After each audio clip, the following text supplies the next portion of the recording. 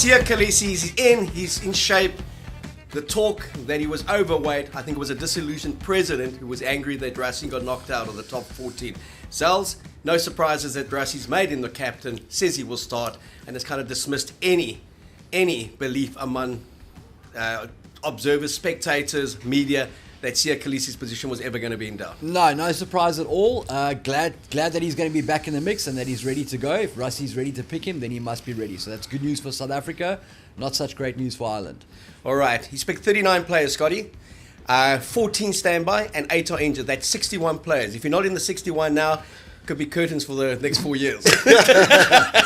Hey, considering you got 2 matches in an 8-day turnaround, I mean, it's like a mini tour, isn't it? I mean, unfortunately, we haven't got the best of 3 series.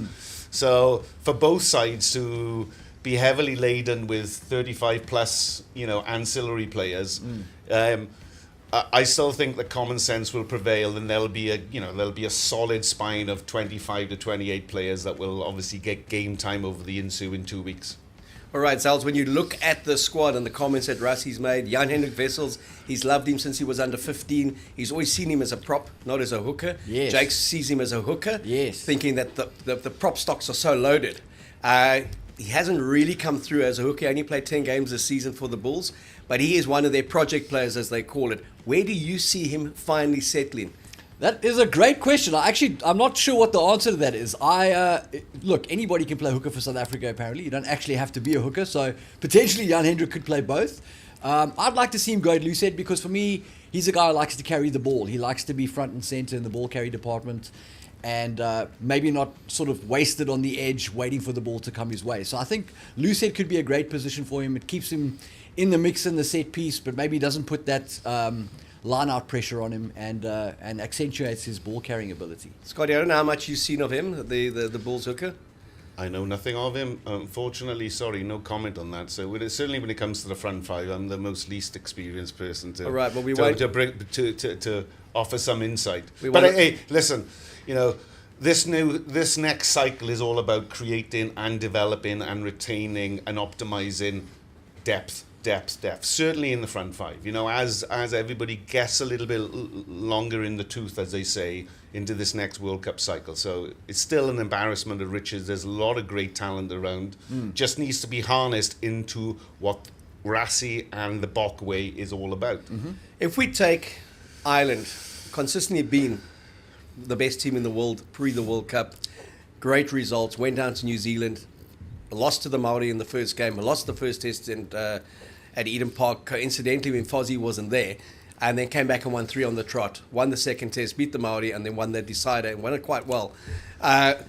This is probably the greatest Irish team we've seen in professional rugby come in here. Will we see changes, or will we see the Boks go back to what they know just to get the series win, given they've only played them twice in the last 6 years and they've lost both times? Yeah, the last win was 2016. I think to contextualize it all, 5 years under Farrell's tenure, 17 unbeaten test matches leading up to the World Cup, that epic 13-8 victory for Ireland that obviously caused some consternation, and there was some, bite about the post-match nuptials, as they say. So, this next 2 weeks really will shape both not only the future of South Africa and Rassie's appetite going forward, but also kind of Farrell's tenure. I mean, it's 48 games, 39 wins, 81% win record. They're averaging 30 points carried interest going forward. They're stingy on defence. And of course, if you look beyond this next cycle, this next year, Farrell takes a little sabbatical, 18 months looking towards the Lions in 25. There's an emerging island coming to Africa now in October. They need to find continuity and consistency in key messaging. Who is going to be the leader when Farrell is not there? Okay, business as usual now. The next 2 weeks really is going to be pivotal for Farrell, because Zelly and I talked off show. Is this formula, the formulaic way that Ireland play, which clearly has the strongest fundamentals in world rugby. 1 and 2 in the rankings. Have they hit a ceiling? You know, with this constant 4-man overlay play that is just, for me, so thirsty on energy, when I think conventional wisdom lets me to believe you need to pare it back and, you know, the path of least resistance, and create a different paradigm shift for Ireland. So I that'll be interesting to see, for me, to see how this plays out, because when you lose your kind of key talisman, your Mr. Tempo, perpetual motion in Jameson Gibson Park, injured with a hamstring injury, that 9 and 10 axis continuity is crucial to exactly what's been good about Ireland over the last 4 years. But if you take Sexton's now retired and they haven't replaced him. Crowley's had a very good season for Munster. Yep. Conor Murray is really at the tail end of his career, and he's a very different dimensional player to Gibson Park. And their whole game has been based on quick tempo, quick ball, and that's not going to be there, which really suits a Boks defence that prides itself on up and in your face at Loftus Versfeld. How effective will they be trying to play a kicking game as a default in terms of Conor Murray? Yeah, so I mean, I don't really have a lot of insight into exactly where Ireland are going with their selections, but Craig Casey for me is a guy who I think is quite an interesting young player, combative guy, all action, a lot of energy. Conor Murray's 35 years old now. I don't know whether he's going to be the guy that starts at 9 with Jamison Gibson Park out.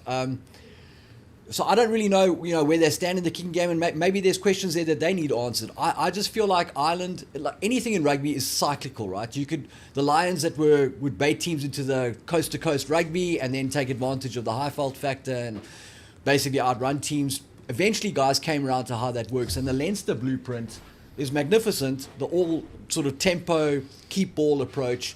But people have seen it for years now. Well, that's it, Zelly. I think when your mindset is about not only just existing and thriving in repetition when it comes to hitting your recyclables, 10 rucks, 15 rucks, 20 rucks. But if the outcome is not a 3-on-2 which creates an overlap, and you score in the corner, it is a useless waste of energy and resource. And I don't think there's going to be a radical shift from Ireland, because personnel do change, and whilst it's still stay on message, I think against the Boks you need to have a contingency, as we saw last week in Loftus with the Warriors.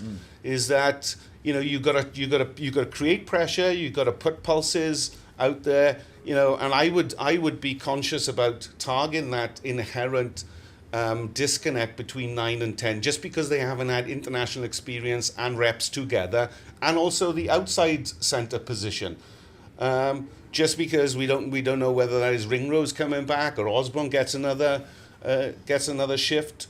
So it is interesting, because in the evolution of rugby coaching, adapt or die. You got to be able to play the conditions. All right, but now Farrell has said this is part of the adventure. He's taken a similar approach to when they went to New Zealand. He says, we haven't been in the Republic under his tenure. We haven't been tested. It was a surprise for Leinster when they came here. The kind of intensity, hadn't played here as many of those individuals. Rassie has said, we got to win this. That's it.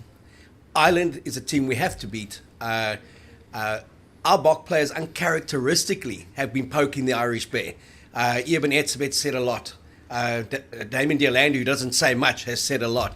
The Irish players are saying nothing, except they've earned the right to say a lot. They're back-to-back World Cup winners. How different do you see, now fitness permitting, Zels, how different do you see that Boks 23 looking? Let's start with the starting 15 to the one that went down 13-8 in Paris in the pool game. No, not significantly different. I think it'll be, the core of the team will be very much the same.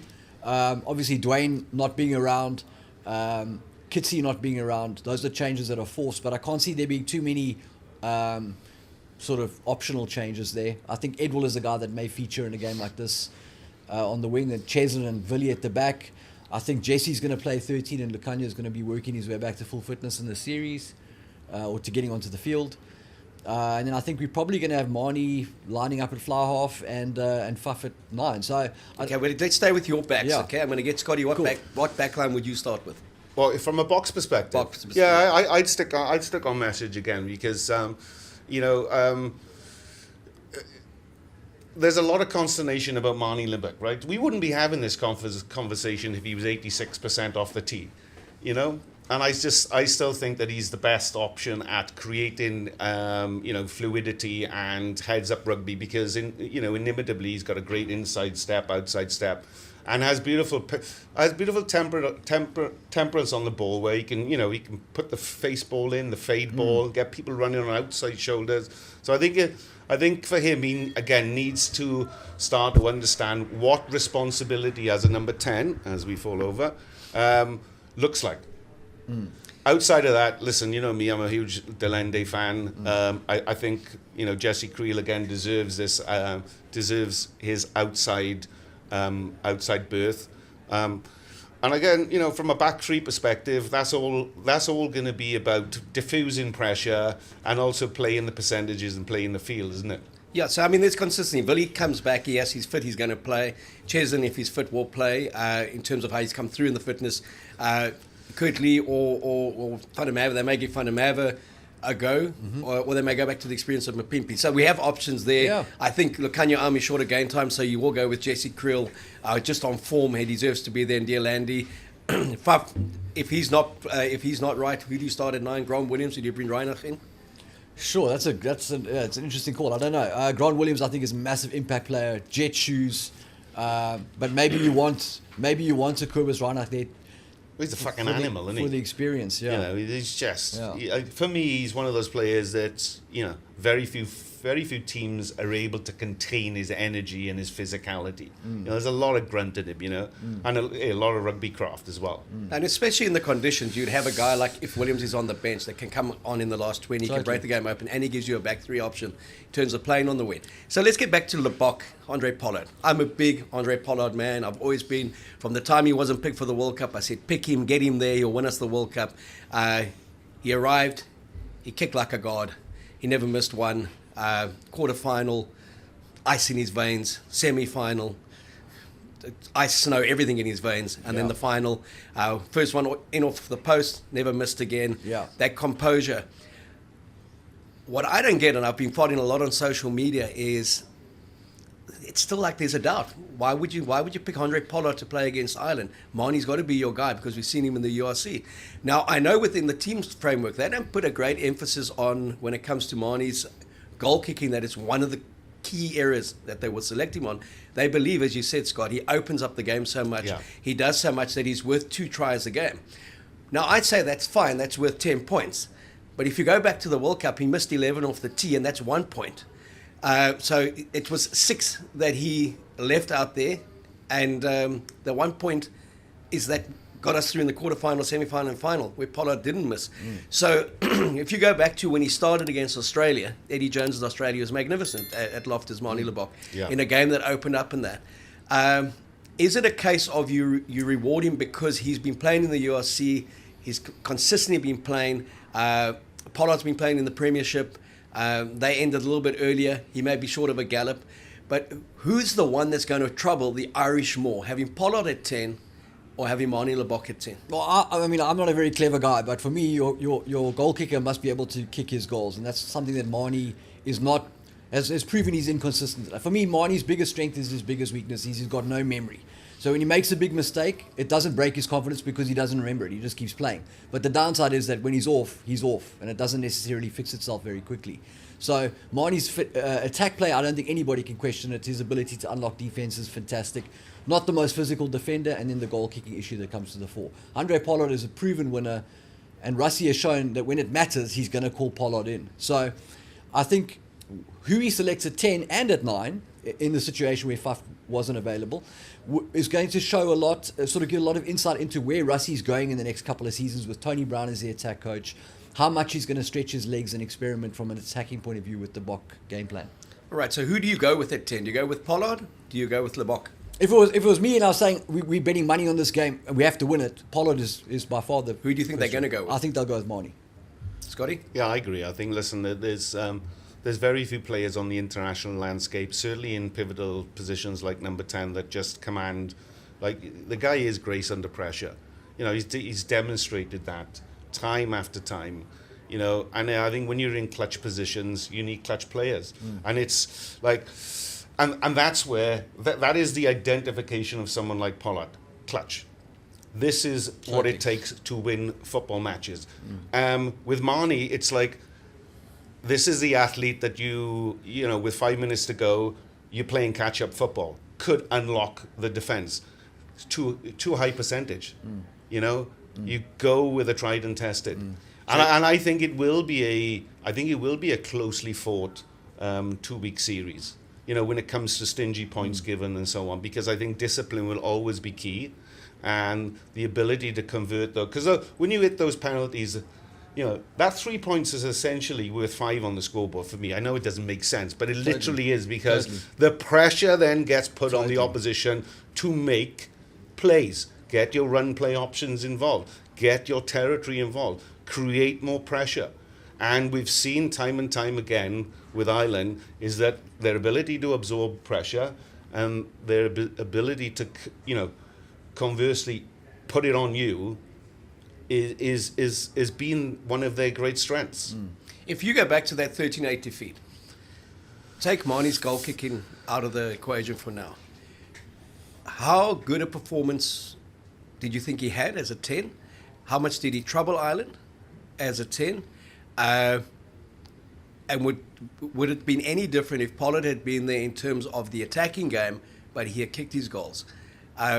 Because they're such vastly different players. Yeah. I mean, look, Pollard's got a stop to pass, right? And Lebok is just all flash. The guy he's phenomenal on the ball. It's like a Harlem Globetrotter. So it's a completely different player. It's very difficult to say what would have, could have, should have happened. Marnie is definitely worth his weight in gold on attack. You cannot dispute that. The guy's phenomenal playmaker. But you have to factor in the two other parts of the game, which is defense and then the kicking game. Yeah, but question is, who's better, Pollard or Marnie Libbok, at extrapolating better, you know, value out of their midfield and their outside backs? Right. You know, if you're gonna, because the whole ability to keep it simple, stupid. You know, the KISS theory about using your strengths for the reason that they're there is not because that the centre partnership is solid in defence and they're solid in attack. You know, they are dimensional type players, so you've got to utilise that. Who's better at unlocking, you know, the opposition? And I think if you stick to the DNA of what Bok Rugby is all about, and it's not the more conservative choice, is that Andre Pollard is a better fit. Yeah. And for me, Mark, if Monty was at the back, I'd say play Lebok.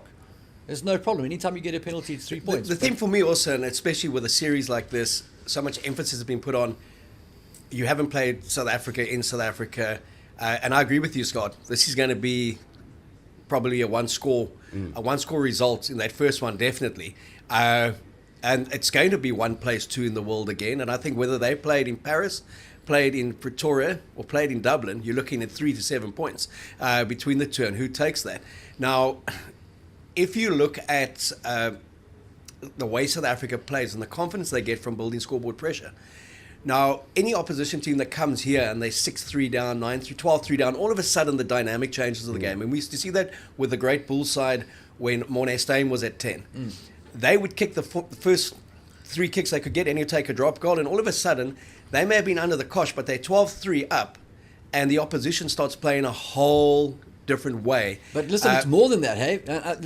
It's more than that in the sense that the whole game now, you win or lose at the breakdown. Whoever controls the breakdown wins the game. That's how you win rugby matches, right?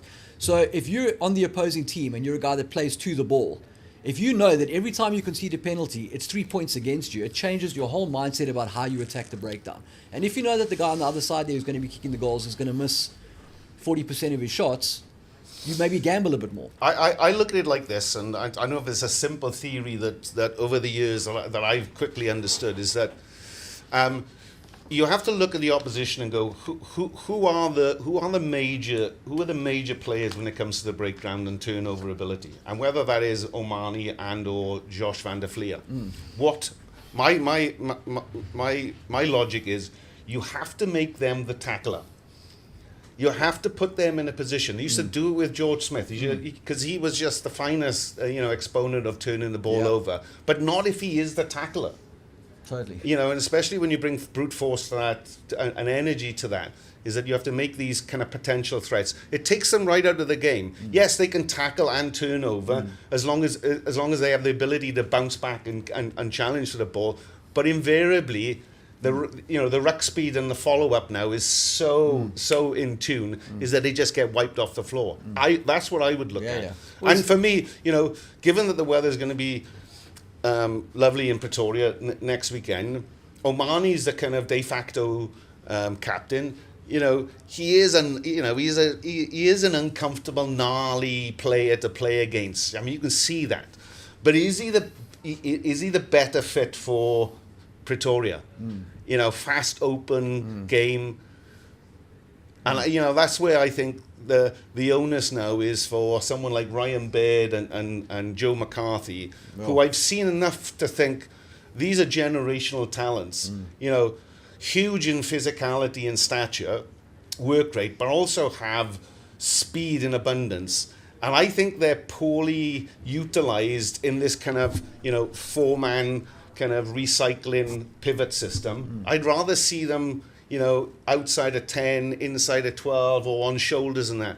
Really putting a big guy against a much smaller opponent. Because I think that would provide more kind of go-forward momentum that Ireland need. Because when it gets to stalemate, they revert to the pocket, and then they look at the corners. And then they've gone through, 4 phases, 8 phases, and they've wasted a ton of energy. That for me is, that for me is where South Africa really hold the upper hand, I feel. Because their ability from a soak-up perspective and an absorption perspective, they can take these big guys. They can certainly take these big guys. But that brings me back to, you spoke about the breakdown being so critical. Dwayne Vermeulen's no longer there. He was massive for the best part of a decade for South Africa. Yeah. We know what Siya Kolisi does when he puts a green jersey on. He becomes a different animal. He's not. Well, he's David Banner, isn't he? Yeah, he's not the same player. There's a metamorphosis occurs with players like Siya because he's home. Yeah. This is where he belongs, isn't it? And it's like there may have been criticism of him at Racing. He hadn't played for the best part of 5 months. He should have been out for nearly a year with a knee surgery. And he came back and played Wales in Cardiff and was outstanding for the best part of 50 minutes. And then played the All Blacks a week later and was as good. So I have no doubts that when Siya Kolisi leads that team out, there's a different energy to the Boks. He will be at the party and he will kind of, once again, show why it should never be in doubt if he wants to play. And he's young enough to make it through to the next World Cup if managed properly. He's the guy. Then you've got Peter Steff, non-negotiable. Just incredible performance, 28 tackles in that World Cup final. I mean, folklore. He'll be there forever. 8, with no Jasper Wiese. He's banned at the moment. Dwayne Vermeulen retired. A young Cam Honeycomb who's unavailable because of an injury. There may have been a Bolter selection there. Do you go with Kwagga Smith as your 8? Or do you pick Evan Riss as your 8? Or do you see them both in the mix, but he goes with the more experienced guy and Evan Riss provides impact off the bench? Because Sia's not going to go beyond 50. That's the kind of way they play it. He empties the engine and then off they go. Where do you see that loose dynamic? I would love to see Evan play at the top level so we can get answers on the guy and make decisions about what his future is with the Boks. I think he brings a unique athletic ability to the Bok pack. With edge, sometimes maybe a bit too much. Discipline can be an issue, but the guy's a ferocious athlete. Power speed blenders on the PSP scale with a bit more grit and guts. So I'd love to see him involved. I think they're going to start Kwagga at 8 and Siya at 6.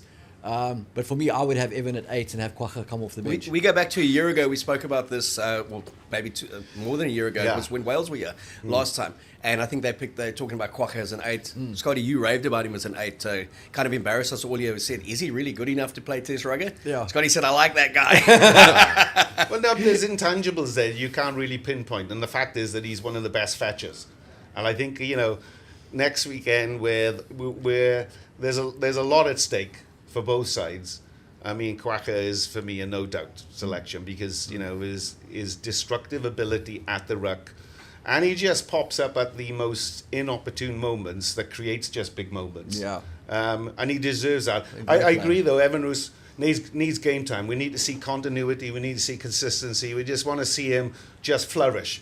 Let's see how long those legs can go because he's got a huge engine, huge appetite for work, but a little bit untested and the lack of inexperience at big game moments when you're up against the pump and you need to put your body and your head on the line, by getting the turnovers. But this, with Jasper being out at the moment, Wayne retired, this is the opportunity for Evan to show he's matured. Exactly. The door's open, isn't it? Yeah, he's matured, and there's a certain skill set that you've got to take into Test rugby, and I know that's one of the areas that they wanted him to work on. Yeah. His control of the ball, his error rate that was too high, his discipline that wasn't good enough, and discipline meaning not just conceding penalties or a yellow card, but taking a guy off the ball when he shouldn't have. Kind of better decision making. I tell you a word that's underappreciated in Test match rugby is zero defect. Players with very little errors in their game, and that's why Kwagga for me scores highly. Because it's just that he's influential in so many elements of the game, and just like good old style sixes does all the grunt and all the work that the 32 cameras on the pitch can't pick up. And underrated ball carrier as well, Kwagga. That makes meters. And I mean explosive. I mean Seven's background, he just does add a dimension. Yeah. And a very untraditional South African type loose forward. Totally. The reason I'm talking about Roos is for me. Yeah, but he's like nobody's hero, isn't he? Yeah. That's what I love about him. He's a folk hero. People here in South Africa love him. But for me, the thing with Roos is one of the biggest, most exciting developments out of the URC this season was Roos, Hanekom, Frankie Horn from the Lions. Those are 3 guys I'd love to see go through the Springbok system in the next couple of years to find out which of them, or maybe all 3 of them, end up at the next World Cup. And so, as much as, yes, we must beat Ireland, and I know Russie's spoken about consistency and not being so centered on these World Cups, I'm also looking ahead and saying, okay, so when do we blood these guys? Against Portugal, you blood them all against Portugal. They win by 60. But that's what Ireland and that's what the All Blacks test window looks like, isn't it? Yeah. You kind of know what your 26, 28 looks like. Yeah. Then you start unloading all the other talent and the combinations and trying to create chemistry and the way that the body language is, in those test matches against Australia away and Argentina. I think if I watched the series Nick Mallett's 1.5 hours of him dissecting every test match that he was in charge of, and I found it fascinating because he was asked about what would he have done differently going on that tour when they took it to 17 in a row and then lost to England 13-7 in the final one, where they had a very strong midweek side led by Bob Skinstad that was crushing everyone. And he says in hindsight he never sat down with the senior players and said, to get to the next World Cup, I'm going to have to alternate you. I'm going to have to mix and match you. Some of you can stay at home. Some of you can play in that midweek side. It doesn't mean you're not going to be the starter next season in terms of World Cup year. We've got enough time to prepare. But they were fatigued. They weren't quite as hungry. They thought they could get through that tour on one leg and still win. That's how superior they thought they were. But the high of the then Tri-Nations had to be factored in as well. And he said if he would have, the balance would have been so significantly different, but explained to the players. Mark, there's 2 key issues. I think with coaches, and which separates the good coaches from the great coaches, is 2 things. Is that radical transparency. You have to provide feedback to your players, where their strengths are, where their weaknesses, where the opportunities are, and you have to have this dialogue. You have to be transparent in the reasons for selection, reasons why you need to work on X, Y, and Z. And the second thing is having thoughtful disagreement. That you can challenge the authority, in a very comfortable way, so there's no blowback. And that's why I think Farrell is one of the great leaders, because there's empathy with the player. Scott Robinson, I dare say, will be massively acute in his relationships with the players, because it's not always blowing smoke up your ass and saying that was a great performance. Yep. However, just because I remember when I thought I was in a strong position as the leading centre for my country, and I remember Graham Henry pulling me on the side, and he said, "Listen, what we're about to discuss is not a criticism, but I'd like you to chase harder the box kick, and I'd like you to be a little bit more combative over the ball in the ruck." And great feedback, because it's said with love and respect.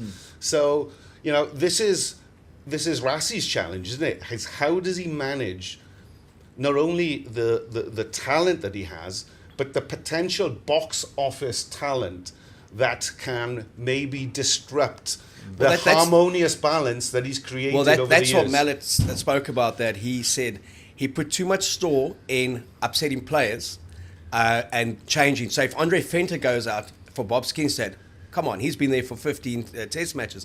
And he said it was down to his inexperience at the time, 41, 42 years old in his first season as a Springbok coach. But you talk about that communication. I've been watching a lot of videos this week in terms of the Razor Robertson. Yes. There's a 3-part series that New Zealand Sky TV did, 20 minutes each, fantastic viewing. If you love rugby and you're a South African, watch this, because they've got an energy about them that we saw with Rassie in 2018 and Jacques Nienhaber. But he speaks about his own playing career, playing for Canterbury, playing for the All Blacks. When he got to the All Blacks, he says Steve Hansen, he felt that Steve Hansen didn't love him. He showed him no love. And he challenged him on it one day. And Steve Hansen realized that it's the way he is. He's a former detective, he's to the point in that he needed to cuddle this guy a bit more while delivering the true fruits to him. Yeah. And he said it reminded him of his relation with Richie Mo'unga, who he rates as just one of the best, one of the great leaders, one of the great players he's coached. He said the first time he took over Canterbury side, Mo'unga had scored in a club game, scored 25 points, played brilliantly, but it slipped an easy tackle that the opposition scored. And when he came off the field, he sought out Scott Robertson. And he said, "What did you think of my performance?" And he said, "Well, you gave them 7 points." And he said Mo'unga was crushed. Yeah. But it took time for him to realize he had to speak to him in a different way. But he had to deliver those hard truths, like you said, with love, with empathy. And we spoke about it previously when he dropped Wyatt Crockett on his last ever game after 200 matches for the Crusaders in the Super Rugby final. And Jaco Paper was the referee. And he said, I called him aside and I said to him, "You're not playing.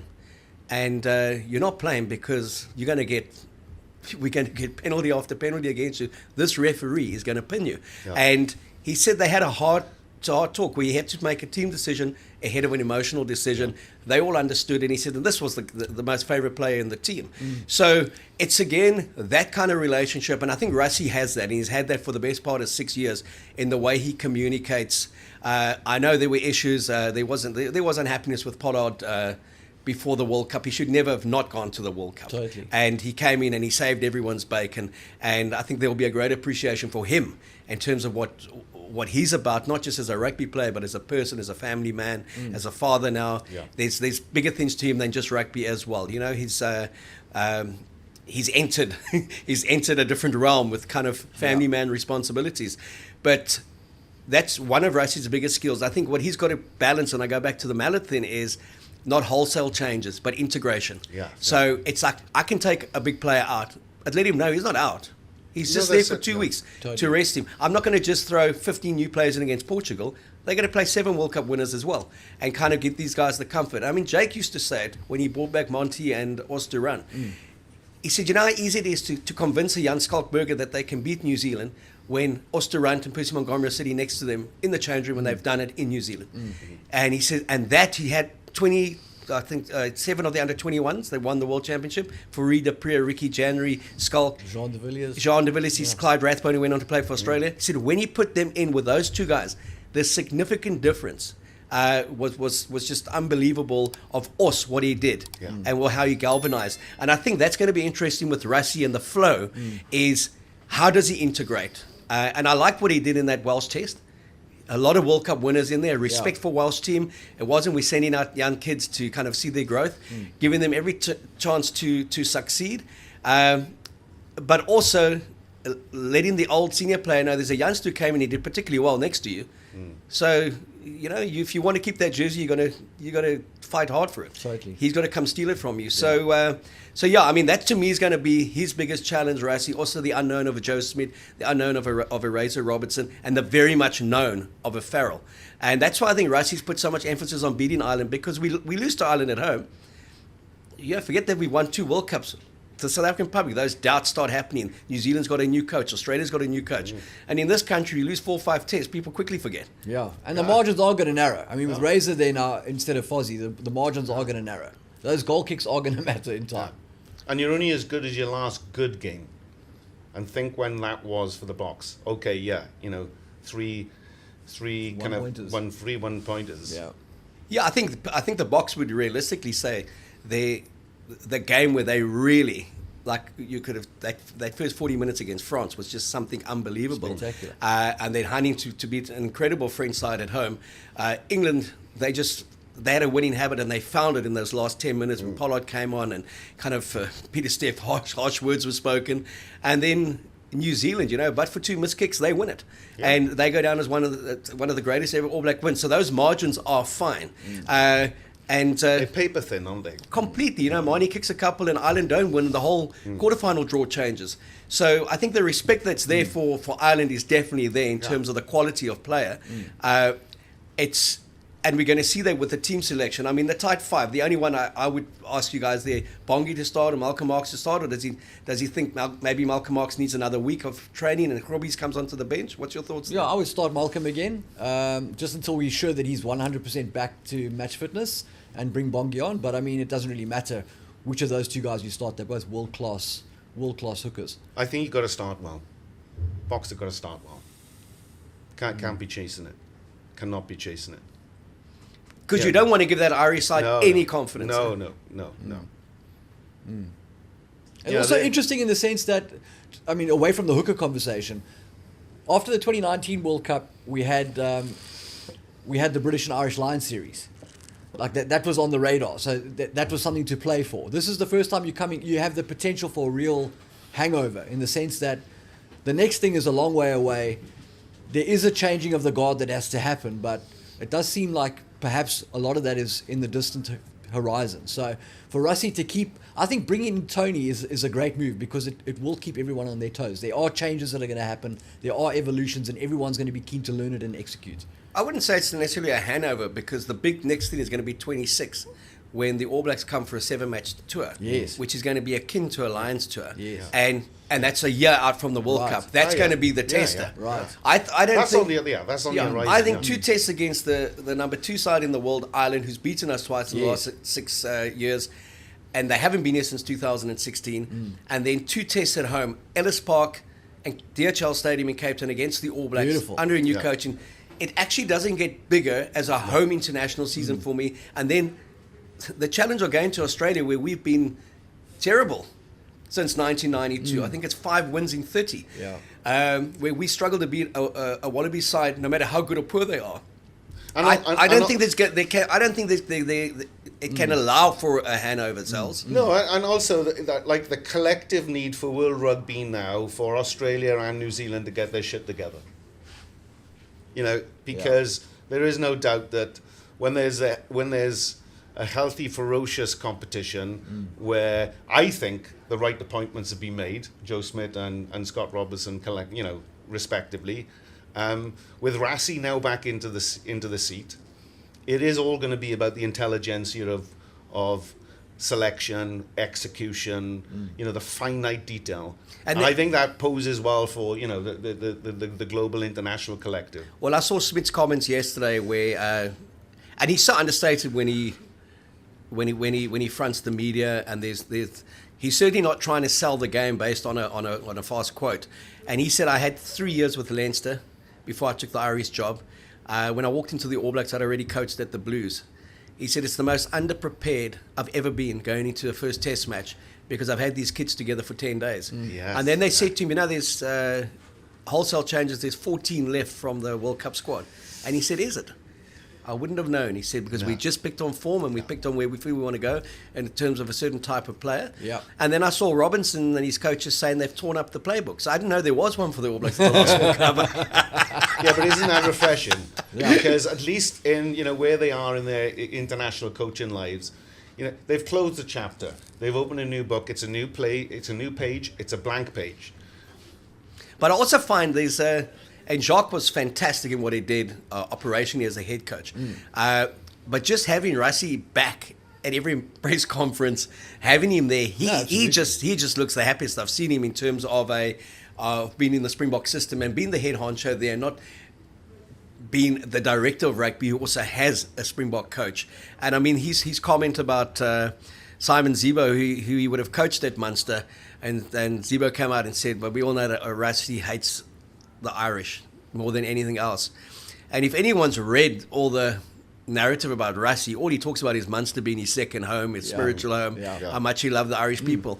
And he said, but then Zebo got on the blower to him and said to him, do you want me to apologize? That's been misrepresented, it's been misinterpreted. And he said, no, let them spice it up. Let's spice it up. Well, that's right. I mean, how much of an onus do you think this kind of white noise, the niggle, the rhetoric in the press with Delende and Etzebeth, do you think that has a bearing on it? If there is there's more of a grudge and there's some animosity, or there's a genuine feel that there's an arrogance with Ireland that is misplaced? I think the Boks players feel that there was an arrogance with Ireland going into the World Cup because they'd never gone beyond a quarterfinal, and then with them losing the way they did on the attack, missing 11 points, O'Keefe blows held up in the maul, and the way Ireland celebrated, it wasn't like they had won a league game with a bigger picture. It's like they had won the World Cup. And I think that annoyed a lot of the Springbok players, because the first question that Jacques and Sia were asked, can you still win the World Cup? And they hosed themselves. They said, of course we can. And it was just, some niggle must have happened in that game, because for guys like Eben and Damien to seek out a comment, to actually offer an opinion, to say no, for Eben to say, like, nearly half the side came to him and said, "I'll see you in the final," and he took that as arrogance, as opposed to, you're playing the All Blacks in the quarterfinal, and you saying we'll see you in the final. We play in France. There's no guarantee we'll be in the final. But there's another way of looking at it. It's a compliment. You guys were so good. We're so good. We will see you in the final. But I saw the Irish guys responded that they can't believe that Eben was counting. 1, 2, France. A third one just said it. A fifth one just said it. A ninth one just. Okay, that's 12 of the 23. So Mike Cat has learned, though, from 1995. Diplomacy. When he said, when he asked who Francois Pienaar was and who these Boks were, and at Twickenham, we had gone to Rome, beaten Italy as the world champions, went to Twickenham, and that first ball just went straight up. I think he thought 15 Jonah Lomas were chasing him. So I think there's a way of, and you've been there, Scotty, you've played in the biggest games, league, union. There's a relevance to something that gets said that really would itch a team, and there's also just white noise that you laugh about and you dismiss. But there's no doubt that there's not a hell of a lot of love lost between these two teams from a rugby point of view in terms of superiority. No, because they've dominated the landscape at the apex of world rugby for the last couple of years, 1 and 2. I mean, it doesn't get more delicious, is it? And you speak to the South African players, then they always like. And when I was with the Boks setup as well, I could never understand how they get up for Wales. They get up for the All Blacks. Australia, they just whatever. And it's like, what? It's Australia.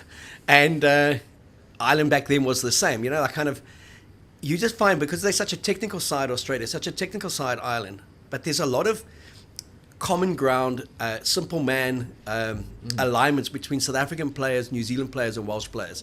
That there's this respect off the field as well. They'll have a beer with one another. They don't necessarily have a beer with those other guys. And I know the guy that does get to the Boks players and the South African players is the Irish captain, and he loves it. And he came to Cape Town and won with Munster, and he came to Pretoria and he won with Munster. So kudos to him for having that attitude. And if he was playing for us, we'd probably love him and say, keep on going. But that's the key for Ireland, is they've got to roll up their sleeves and be Munster, not Leinster. Leinster lost to the Bulls. Ireland have got to forget all the fancy stuff and the dancing, and they've got to come and smash somebody in the face. That's the only way that they have a chance of beating the Boks. They're not going to outthink the Boks per se. They've got to physically front up. And Omani knows that. A bunch of those Munster guys know that. That's how they were successful. Who do they miss the most in terms of Keith Wood. Brian O'Driscoll? Well, I don't know. Listen, With his wheeling Irish accent. we've talked about Jameson Gibson Park. Yeah. You know, Jack Conan is a huge loss because he's another huge work rate carrying threat. But I think for me, Hugo Keenan at the back has always been a calming measure, beautiful under the high ball, but also has, as we know, key, you know, at the back, 15, you're the eyes of the attack and the defence. You know, you understand, you communicate to your decision makers in front of you where the overlaps potentially are, and I think that might be something that will play out next week. You just see, and because I think he's been very underestimated. He obviously made the decision to play in Paris and so on and so forth. But of course, it gives them opportunity to find whether that's, you know, Jordan Lamour. Yeah. So I for me that's a key aspect. But I mean, listen, we go back to the grit and the grunt and the bite. It all starts with the pack, doesn't it? And I think they're very evenly matched. I don't see any defect in that Irish pack. I don't. I think there's durability there. There's work rate. There's skill. There's a lot of good touches. So I think that's where they're missing most. Is who they really need to come back is Andrew Porter and Tyke Furlong. They're both going to be there in body, but those two blokes have been shell-shocked since the World Cup. And both of those guys are going to turn around and get back to being who they are if Ireland are going to have any chance. And they were shell-shocked when a few Bulls players got stuck into exactly, it. mate. You know, I haven't seen a Leinster pack at set piece so Well, it's comfortably handled Yeah. and basically abused on the engage. You know, last week we talked about this kind of accumulative fatigue or whatever, and like Leinster being the best at managing the players' workload and so on. Obviously, they tripped up in the semi-final and so on and so forth. But it is an interesting aspect, isn't it? You know, and I think this just goes to my observation. It's not a common observation that there's a heavy fuel burn with Ireland. Mm. You know, it takes a lot to play the system that's Totally. been adopted and put in place. Yeah. And I think maybe with those two players in question is that they'd like to see a more simplified approach, so they can just Absolutely. they can go back to their cornerstone, scrummaging, hitting rucks, being a pivot player, rather than this kind of helter-skelter, where the fuck am I supposed to be? I've got to be here, got to be here, got to get in position. Yeah. And if you're not there, the whole methodology just collapses. And there has to be a doubt psychologically that you're the best club team in the world, well, definitely in the Northern Hemisphere. You've consistently been the best test team. Gone to New Zealand, as we said, and won a 3-test series, beaten South Africa at home. You don't get beyond the quarterfinal in the biggest game, taking the ball through 37 phases and never looking like scoring. Yeah. And just great heroic defence stopped them there. New Zealand had to start well to be in a chance. They were 13-0 up. No one would have, on form, given New Zealand any price against Ireland the way Ireland had been playing. Then you get Leinster losing 3 successive Champion Cup finals and losing 3 successive semi-finals in the URC. So that's a 4-year stretch that you've gone to 7 big games. It's classic In terms of finals, and it's classic and you've been beaten. rope-a-dope, isn't it? It's classic rope-a-dope. Let them punch themselves out. Let them go through 25 phases, because you just want to see them play it out. Because you know the whole essence of that front four is the decision maker, the carrier. Say tag Furlong, for instance, the ability to take the ball up, safe percentage play, the ability to pop ball, safe percentage play, the ball out of the back, safe percentage play. But when it's done at 1,000,000 miles an hour and you are coming out, you know, you just hit 3 or 4 continuous rucks and you've got to get into position and the thinking has to be symbiotic, it's enormous pressure to put on, you know, certainly front five, just because of the workload that they do in international rugby now. It's hysterical, the amount of work that they have to go through. I mean, it's incredible as well. And So there was I think it's unfair. And I there was, really think it's there unfair. was a very interesting approach in that first 40 minutes from the Bulls in that semi-final, is how they used their kicking game so effectively and just kept on kicking it deep, getting the receive back again, chasing them around. And it wasn't the Bulls playing at helter-skelter pace. They were really dictating the tempo, but using the conditions. And that's why I go back to I fancy a Pollard always, especially at Loftus, and if you want some kind of game breaker, then it's a combination of do you have Marnie or do you have Sasha on the bench? You can't have both of them on the bench, but if you feel there's a cushion enough, and Pollard's always got the ability to play 12. So if you wanted to introduce Marnie into the game in the second half, and you needed your kicker on, there are adjustments that can be made for Pollard to stay on the field. I just want there to be a proper investment in that guy's skill set. He's a World Cup winner twice. He's an under-20 World Cup winner when he was still a schoolboy. I know what Marnie brings as a footballer. He's fantastic. But when I think Marnie Leboeck, I think Carlos Spencer. When I think Andre Pollard, I think Dan Carter. In terms of who I would pick in a game. I mean, I'd love watching Carlos Spencer play. Love watching Marnie but they Leboeck both play. can coexist. They both can coexist now because, like it or not, international rugby is about using all, it is, you exhaust the bench. Everybody gets game time. Nobody gets splinters anymore, do they, by sitting on the bench for, 10, 15 tests and waiting for an injury. Everybody gets exposure. And that's, what that says, you got more tools in the toolbox. All right. When a problem comes, that's where you go. Okay, we're going to chat next week, Tuesday, when the squads are announced for that first test. It's going to be South Africa against Ireland at Loftus Versfeld. Sold out within 30 minutes, that test. It's New Zealand against the All Blacks. It's Wales against Australia. And obviously it's Argentina against France. My goodness, it's just incredible rugger. So make your apologies now. Tell the missus she either gets on board or she's not going to see you for the weekend. But the last question to you, gents. We don't know the 23 yet. We haven't read report. It comes out on Sunday. I have checked Hendrik Cronje's timeline. I mean, he's the go-to man. He's got all the information.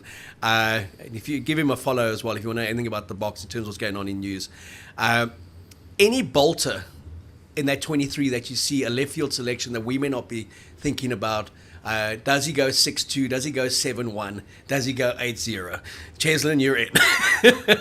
Yeah, I mean, I would love to see them load the bomb squad again and go heavy. I mean, I think that's great. I love what they did to New Zealand and at Twickenham, and so I think they've got something there. Teams haven't actually solved that problem yet, so I would love to see them load a heavy bench and maybe just go 1 or 2 backs and see how Ireland copes with that. But in terms of a bolter selection, I don't think anything beyond Evan potentially starting at 8.